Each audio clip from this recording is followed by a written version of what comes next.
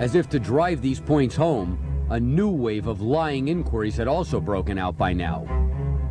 First, in Australia, where they refused to let Ron testify, a kangaroo court placed Scientology on trial.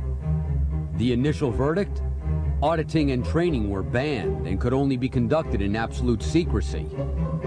Next, a repressive inquiry was initiated in South Africa, and even England saw mounting pressure for government action. But however far apart these attacks, one thing was clear. At their source lay the same old partnership of psychiatrists and intelligence operatives, now joined under a new banner: the World Federation of Mental Health. Recognizing that Scientology was under direct attack from a powerful and international foe, and also recognizing that he needed research bases off the busy crossroads of the world, Ron made plans in late 1966 to found the Sea Organization. As a first decisive step, and only after he saw that others were successfully achieving the state of clear, he resigned his post as executive director. Then, purchasing the first Sea Org vessel and recruiting a team to man her, he set off for Las Palmas and the Canary Islands. Yes, he could have stayed in England and fought, and yes, he could have won these battles, as eventually they were all won. But as Ron said, to win the battles and leave the research incomplete was no victory. With the purchase of additional vessels, including the flagship Apollo, Ron now had the mobile and Fabian base where he could continue his OT research. Among the developments from his years aboard the Apollo was standard Dianetics, the primary rundown, word clearing, method 1, the drug rundown, many new pre-OT levels, and most importantly, L10, L11, and L12.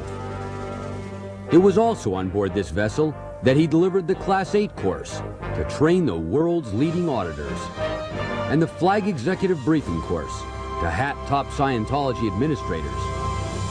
But just as in previous periods of expansion resulting from Ron's technical breakthroughs, the early 1970s saw a frantic backlash to Scientology's growth. Once again, the enemy's main weapon was lies, this time fed into government files by Interpol, an international police force with roots in Nazi Germany. And although the lies that Interpol spread were plainly absurd, including a malicious CIA rumor that the flagship was itself a CIA vessel, the net result was serious. At one point during a stay in Portugal, a rabid mob was organized to stone the Apollo and throw Sea Org vehicles into the harbor. Only quick action by Ron and a well-aimed fire hose prevented worse damage and injury. But for all that was thrown at the flagship in terms of covert operations, the real keynote of these years was expansion. By the mid-1970s, fueled by word of Ron's new technical development, Scientologists began seeking services aboard the flagship. To meet this demand, and to allow for the growth of the Sea Org, Ron decided to move ashore. By December 1975, he was directing the establishment of the new Flag land base in Clearwater, Florida. With the Flag Service Organization and the 1977 acquisition of the Cedars of Lebanon complex, Scientology once again entered a new era of unprecedented growth. To help keep all running smoothly and bring technical standards to a new level, Ron began work on a series of technical instructional films to ensure the standard training of Scientology long into the future. He also now developed new grades and rundowns on both ends of the bridge, including new era Dianetics, which made clearing faster than ever. And he again resumed his advanced level research and broke through the second wall of fire, NED for OTs. Of course, as Scientology continued to grow, the old pattern of attack also continued. In fact, through the next several years, new schemes to try and stop him. At least a dozen illegal wiretaps were placed on church telephones, and just as many infiltrators attempted to seize control of church management.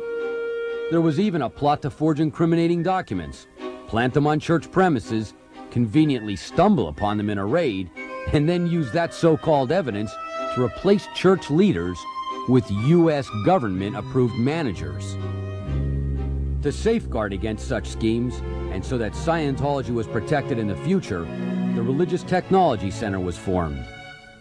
Ron also took measures to preserve the tech in an imperishable form, so it would be available for eternity. And as always, despite the attacks, he continued on with his research. With that second wall of fire behind him, the upper reaches of OT were now available. He not only mapped the last steps of the bridge right to the top, but also looked back and streamlined the lower end as well.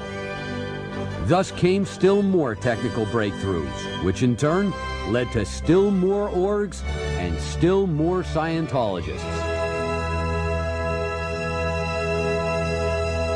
All the while the enemy died a little more. Today, Ron's technology reaches into all sectors of society. It reaches the man on the street in the inner cities and into the highest halls of learning. It reaches into China and Asia, where his researches began, and out across the Caribbean, where he had launched his first expedition. It even reaches into Moscow, where he had been invited to work so many decades earlier. The result of this expansion is that every man, woman, and child on Earth now has the opportunity to step on the bridge and go free. More than 500,000 people discover Scientology and start on the bridge each year. There are now more than 1,000 Scientology organizations and groups in 74 countries.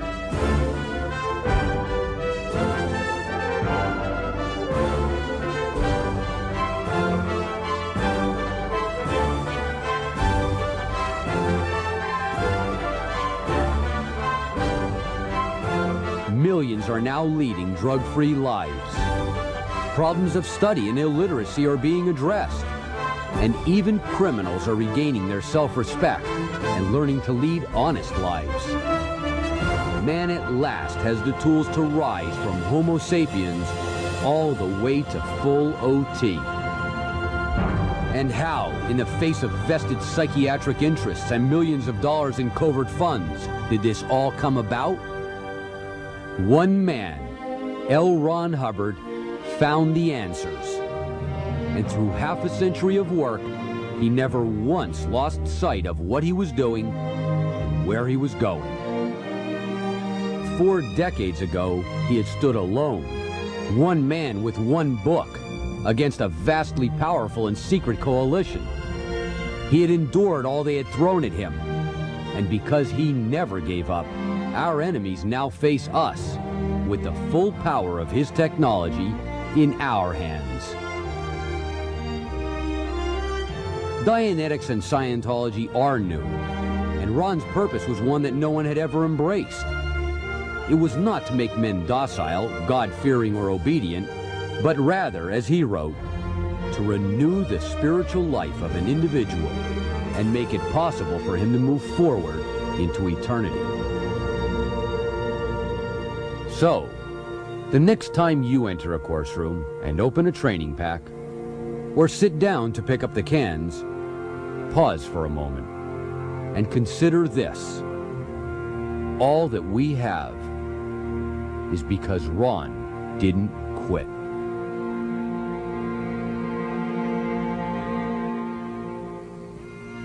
You now have the legacy of his tech. And make no mistake, although not with us in body, Ron is definitely with us. I have, through half a century of work, found the road out. I have done all I could to point the way. It is you who choose or not to achieve a higher state. Standard ethics will keep you and your friends on the straight road. Standard policy will give you a powerful organization, expanding and prosperous. Standard tech will take you into states of beingness where nothing can strike you down. In this minute particle of time, we have the opportunity to reverse the downward spiral of life. It is you who will avail yourself of it or not. Will you take advantage of the carefully marked trail upward? I hope you do, my friends. For if you don't, it will be very lonely in the sky.